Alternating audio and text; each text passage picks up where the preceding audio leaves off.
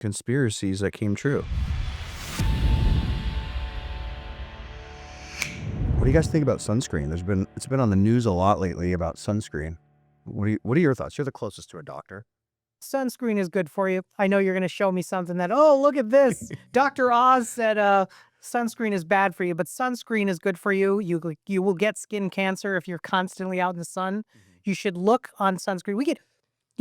As a pharmacist, I get asked a lot of questions, especially in a retail setting, like, what is the best bug spray and what is the best sunscreen? Well, if you look at the back of sunscreen and you see that it has oxybenzone in it, it will protect against UVA and UVB light. So I always recommend those. But sunscreen is good for you, especially a place like this if you're out in the desert. My wife is super pale and Irish, so she lives on sunscreen. I thought sunscreen was great too.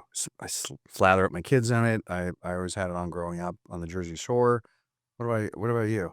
Yeah, I mean, I use it. Look, I'm super pale. Yeah. I don't tan. I just burn and peel, right? So I have to go to the dermatologist and do like a full body inspection every single year. And I buy stuff from them. It's like not a penetrating one. It's like one that sits on top, like a zinc, I think is it a zinc?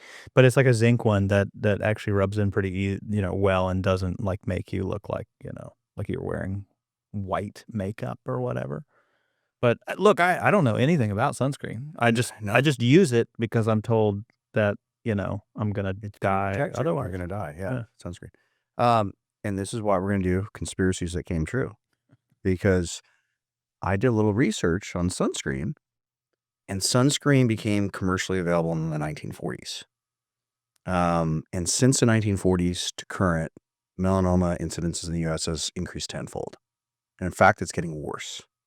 So you get a 3x increase over the last 2 decades. So is that maybe the ozone layer, the sun's letting off more energy, or maybe it's part of our diet? So I was like, well, let's dig in a little deeper. You think that might have anything to do with diagnosis of melanoma? Right? Yeah, it might. Access to diagnostic testing and things like that. Also, as people live longer, there's higher incidence of things, right? Like, so, if you are all of a sudden not dying from like a tooth infection, you live long enough to get skin cancer. Agreed. There's an increase in all cancers because we're living long enough. Eventually, you're going to get some kind of cancer. And that's what I was hoping for. Yeah. But then I dug deeper.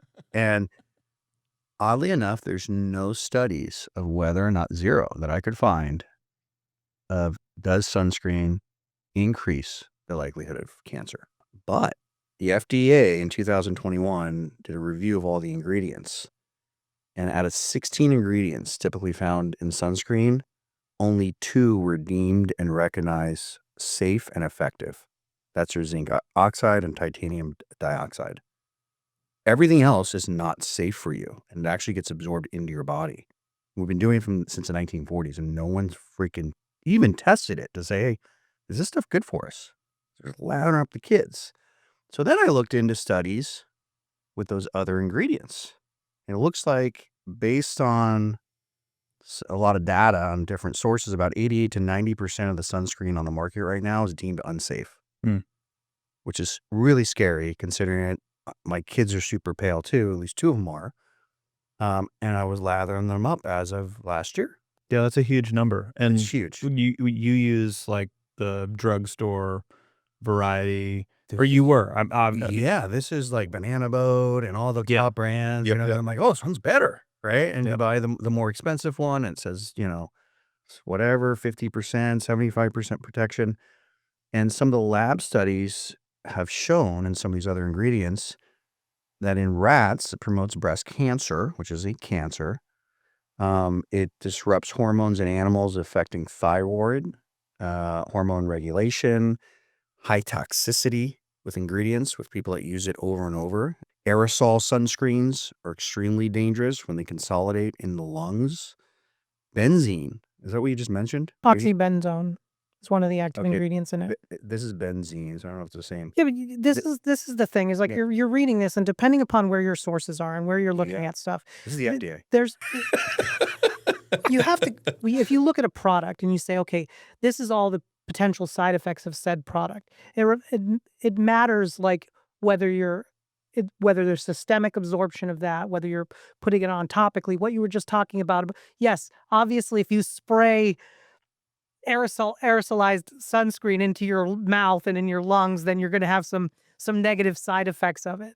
And this is the other thing is it's just, they always say in science that correlation does not prove causality, and that's really what it is. You can look at any of these products at one ingredient and you can have a list of side effects, but it's not necessarily going to cause any of those things. And also, like, super high doses in Yeah. a rodent and the effects of that Are they don't shaving these rats necessarily and putting them on there? What Well, are they yeah, I mean, exposing it them doesn't to? necessarily correlate to those things potentially happening in humans too. But still, the idea that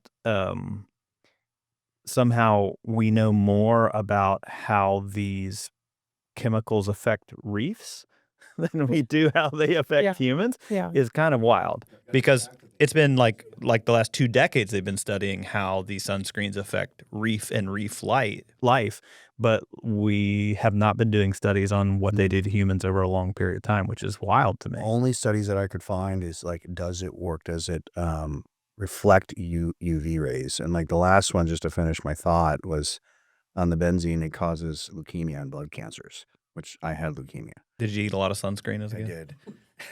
But if the FDA is telling us that, like, hey, out of the 18 ingredients, 16 are like not effective and actually harmful for you, and 88 to 90% of the sunscreen on the market is not really safe, we have to like inform ourselves and start looking at, okay, well, what is the other 20% or 10%, 12% that's safe for us, and what's in those? So that's what I did this summer. Is like, I was like, okay, well, dude, that's crazy. So let me see what is safe. Basically, mineral based, using zinc oxide and titanium dioxide are the only ingredients that are safe, and they also reflect UV rays, and it's not absorbed into the body. Those 2 ingredients. I like beef tallow, and I know like everybody's like, beef tallow is bad for your skin. It causes breakouts. It doesn't. Like, it doesn't clog your pores. But I bought this brand, Sky and Soul, as an SPF of 50. And like beef tallow is like good for your skin. I don't know if you've tried beef tallow. As I'm getting older, I like use it on my face at night. Mhm. It like got rid of my lines and my face feels better. And my acne actually went away, because I get a lot of acne from wrestling. It's just really expensive. But yeah, sunscreen. Like the fact that cancer rates have increased tenfold, and 16 of the 18 ingredients cause cancer, have cancerous ingredients in them that are being absorbed in your body. I can add, man. I can add 1 + 1 = 2, and it's like they had something to do with it. And the fact that no one's running studies is kind of bizarre. It's just I would love to take a look at this deeper, because there's a laundry list of delivery vehicles and everything except for the active ingredient in any drug. Mhm. There's a list of excipients and delivery vehicles that are safe to be used topically. And that list includes things that would not be allowed to be used in any pill formulations of the product. So you really have to question like what they're looking at. So if you're just reading like an article from a website that wants to skew in one direction or another, they can be like, "All these ingredients cause this." Yes, when they're administered orally at certain doses, they cause this or have been known to cause this, and what's being used in that systemically. And it's crazy for me, Mike, that you want to look at the FDA right now and say, "Oh, the FDA said this is Well, because bad I know for you you." like the FDA. That's the only reason. But like, But you're not supposed to like the FDA, right? Well, the FDA likes vaccines. yeah, I don't like the FDA. But the fact that But for they this one on the sunscreen thing, you're like in full support of. well, the fact that they actually came out and said something, because they seem to be wrong so often.